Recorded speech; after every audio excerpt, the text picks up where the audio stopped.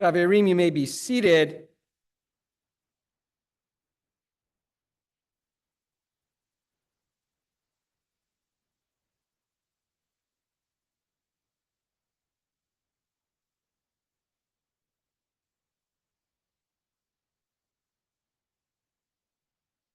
Earlier this year, some of us had the opportunity to study together what are called ethical wills.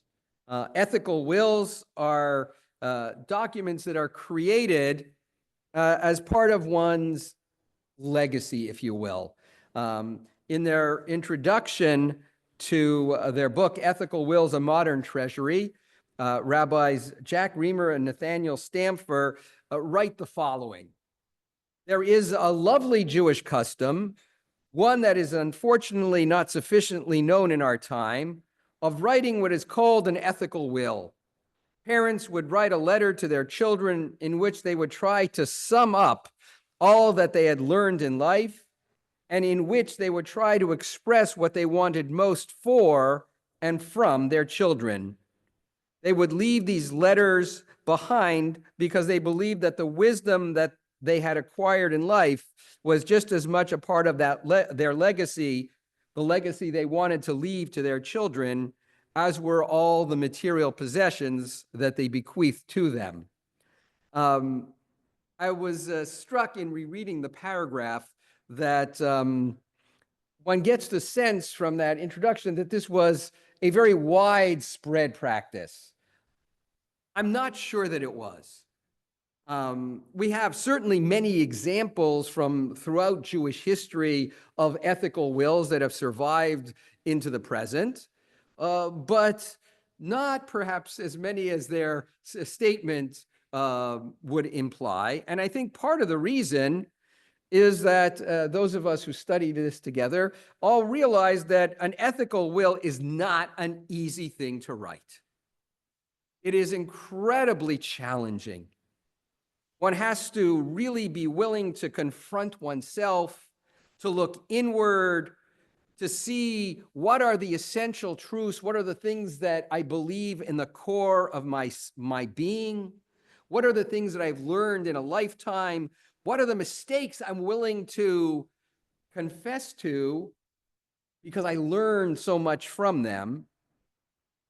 And so I can imagine that while the concept might be appealing to many, the reality of confronting oneself and learning about oneself in such a thoughtful way would be daunting for sure.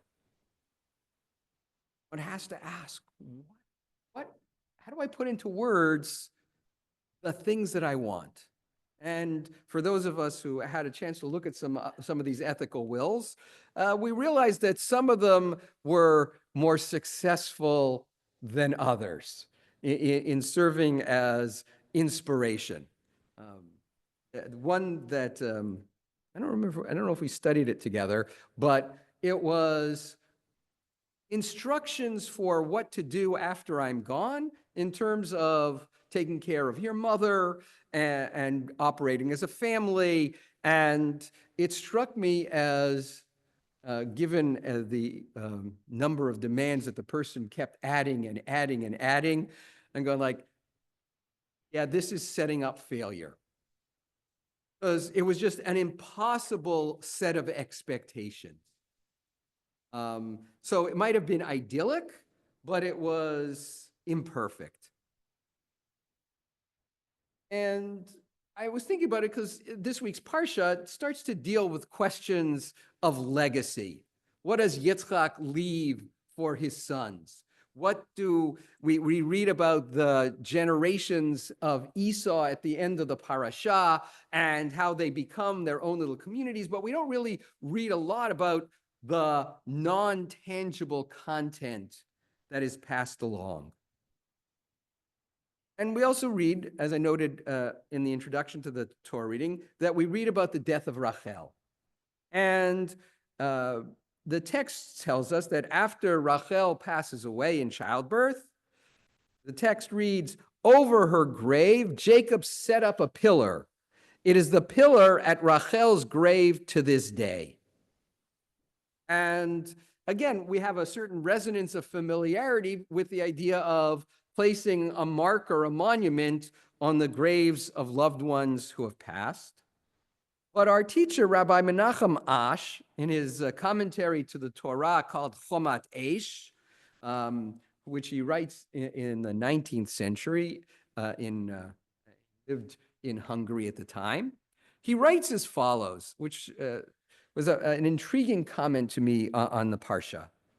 The text does not read, "It is the pillar of Rachel to this day," for Rachel herself did not need a monument.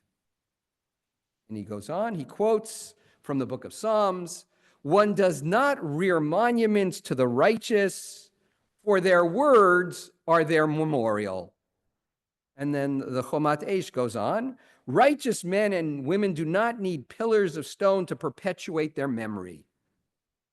The pillars, their memories, are embedded in the fabric of their families and communities by their actions throughout their lives. It's almost the counterpoint to the idea of creating an ethical will. It's almost as if the Chomat Eish is suggesting that if you truly want to be incorporated into the essence of your family, don't leave them a note at the end.